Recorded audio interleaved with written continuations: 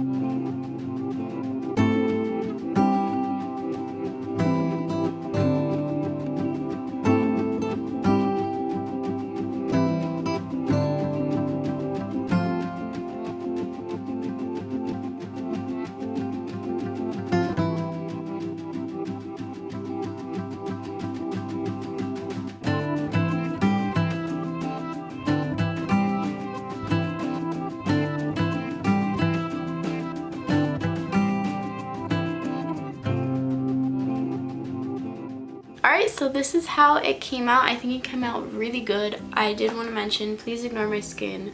I just came back from a trip, and I'm sure you guys know sometimes when you go on trips, your skin just doesn't want to handle whatever weather you're going to.